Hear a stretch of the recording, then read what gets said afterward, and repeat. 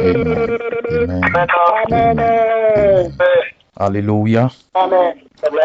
Je dis donc que nous sommes heureux, nous qui avons été appelés dans la maison de Dieu, nous qui avons bénéficié de sa grâce pour nous retrouver dans sa maison. Et comme dit l'apôtre Paul, je cours vers le but pour remporter le prix de la vocation céleste de Dieu en Jésus-Christ. Ça, c'est dans Philippiens au chapitre 3, verset 14.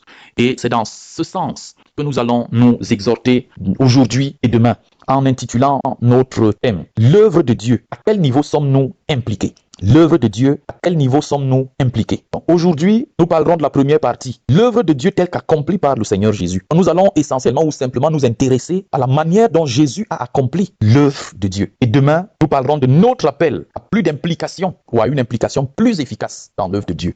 Alors, le texte qui m'a marqué, qui passe régulièrement dans mon esprit ces jours-ci, c'est Jean au chapitre 5, verset 17. Il dit, mais Jésus leur répondit. Il faut d'abord peut-être situer le contexte. C'est celui de cet aveugle que Jésus avait guéri. Mais c'était malheureusement un jour de sabbat, ou heureusement un jour de sabbat. Les pharisiens ont fait tout le bruit pour dire que non, ça ne devrait pas se passer comme ça. Ils cherchaient à l'attraper pour le punir parce qu'il a osé violer le sabbat.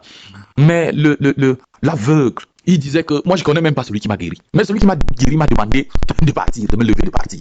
Donc le reste là, je ne m'en occupe pas. Et quand donc les pharisiens ont retrouvé Jésus, ils commencent à l'interroger. Et puis Jésus leur répond donc, mon Père agit jusqu'à présent, moi aussi j'agis. Amen. Mon Père agit jusqu'à présent, moi aussi j'agis. C'est un passage qui tourne dans ma tête ces jours-ci. Et c'est ce matin que j'ai fait un autre éclairage. Je voudrais juste partager quelques petits aspects avec vous. Alors, je reprends la partie que nous étudions ce soir. L'œuvre de Dieu telle qu'accomplie par le Seigneur Jésus. Jésus, naturellement, a dit cela pendant qu'il était déjà sur terre. En d'autres termes, pendant qu'il était à une nouvelle phase de sa propre implication dans l'œuvre de Dieu. Jésus a dit et que pourquoi est-il venu sur terre? Et il dit donc, Père agit. Moi, je ne peux pas rester sans agir. Donc, posons-nous la question, comment il a été impliqué dans l'œuvre de Dieu? Il n'a pas commencé à être impliqué dans l'œuvre de Dieu pendant qu'il était sur terre. Oh, c'est intéressant de voir ça. Et j'ai distingué 3, voire 4 niveaux dans l'implication de Jésus à l'œuvre de Dieu. Par exemple, si nous lisons dans Proverbes au chapitre 8, des versets 27 à 31, nous allons voir comment il était impliqué étant au ciel. J'ai dit Proverbes chapitre 8, à partir du verset 27, il dit ceci. Lorsque l'Éternel, c'est Jésus qui parle, par la plume de Salomon, le roi Salomon, lorsqu'il disposa les cieux, j'étais là. Lorsqu'il traça un cercle à la surface de l'abîme, lorsqu'il fixa les nuages en haut et que les sources de l'abîme jaillirent avec force, lorsqu'il donna une limite à la mer pour que les eaux n'en franchissent pas les bords, lorsqu'il posa les fondements de la terre, j'étais à l'œuvre auprès de lui et je faisais tous les jours ses délices, jouant sans cesse en sa présence, jouant sur le globe de la terre et trouvant mon bonheur parmi les fils de l'homme. Est-ce que vous voyez comment Jésus était impliqué? Il dit lui-même, j'étais à l'œuvre auprès de lui. Là, en fait, c'est au moment de la création du monde. Au moment de la création, et donc bien avant sa venue sur terre, Jésus était impliqué. Et c'est pour ça qu'il a répondu à ceux qui venaient lui dire, mais attends, toi qui dis que tu es Dieu, que ton Père c'est Dieu, ainsi de suite, mais tu es à peine né il y a une trentaine d'années. Et Jésus leur répond, avant qu'Abraham fût, je suis. Donc moi j'existe depuis les cieux. Je suis même impliqué dans l'œuvre de Dieu depuis la création. Bien avant que ce monde existe. J'existe, je fais l'œuvre de Dieu. Mais posons-nous la question, comment Jésus était-il impliqué? Je relis le verset 30. J'étais à l'œuvre auprès de lui et je faisais tous les jours les délices de l'Éternel, jouant sans cesse en sa présence. Donc, comment Jésus était-il impliqué dans l'œuvre? Il jouait. Il faisait plaisir à Dieu, comme un petit enfant qui joue devant son père, et son père est content quand même de voir son petit garçon jouer. Son père est content de voir son petit garçon ou sa petite fille danser. Mais le verset ou le passage ne nous dit pas clairement ici que Jésus lui-même participait à l'œuvre. D'ailleurs, voici ce qu'il dit. Lorsque l'Éternel fixa les nuages en haut, lorsqu'il disposa les cieux, lorsqu'il donna la limite, donc en fait c'est Dieu qui faisait tout. Et l'implication de Jésus, c'était de créer des moments de détente à Dieu. Oh bon, ça peut choquer à certains moments. Ça va peut-être nous choquer tout à l'heure. Mais cela va nous montrer les différentes étapes. Là où Dieu lui-même nous attend. C'est vrai. Lorsque Jésus chantait Alléluia, Amen, oh, c'était beau. Dieu aime bien la bonne musique. Dieu aime aussi les louanges. Dieu aime la célébration. Dieu aime le culte qu'on lui rend. Dieu aime quand ses enfants viennent chanter à l'Éternel ses louanges. Ah ben c'est bien. C'est ainsi que Jésus était impliqué dans l'œuvre de Dieu.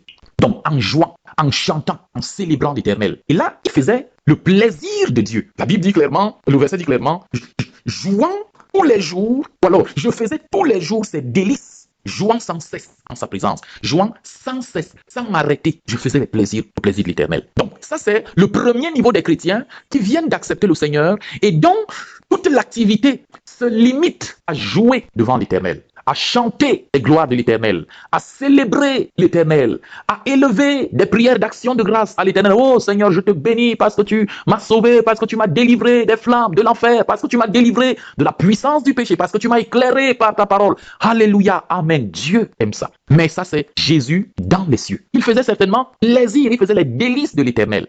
Mais est-ce que c'est tout ce à quoi Dieu l'attendait? Alors, ce passage, si on le lit dans son entièreté, en fait, Jésus se présente ici sous le nom de la sagesse.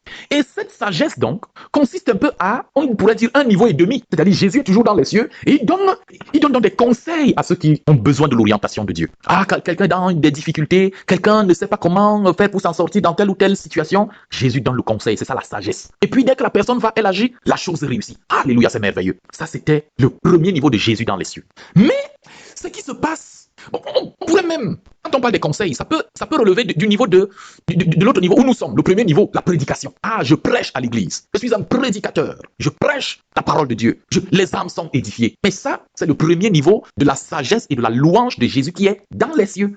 Mais le deuxième niveau, il se trouve dans les évangiles et qui est déjà annoncé dans Ésaïe 53. C'est-à-dire que Jésus ne se contente plus d'être au ciel et de faire les délices de l'Éternel en jouant pendant que Dieu lui travaille, pendant que Dieu lui crée les cieux. Jésus est là, il se limite à jouer. Maintenant, Ésaïe 53 nous annonce que nous étions tous errants comme des brebis et chacun suivait sa propre voie. Nous étions égarés, nous étions perdus, nous étions dans l'errance, dans la souffrance. Jésus au ciel, voyant tout cela, il se dit, mais pourquoi moi je reste ici à jouer alors que il y a toute une grande population de milliers et de milliards de personnes qui sont sur la voie de la perdition. Ils sont en train d'aller en enfer. L'enfer a déjà ouvert sa bouche pour les accueillir. Ils sont dans des maladies terribles. Ils sont dans la souffrance. Ils gémissent dans la boue du péché. Et moi, je suis là à jouer. Moi, je suis là à danser. C'est vrai que Dieu est content de ma belle voix. Dieu est content de ma louange. Dieu est content. Mais est-ce que je ne pourrais pas lui faire davantage plaisir? Non, j'accepte de quitter les habits royaux, les habits divins. Je suis certes Dieu ici au ciel, mais j'accepte de me débarrasser de mes habits royaux et divins. Je descends dans la bourrasque, dans la boue. Je descends sur la terre pour sauver ceux-là qui sont dans la perdition, qui courent à l'égarement. Je préfère descendre.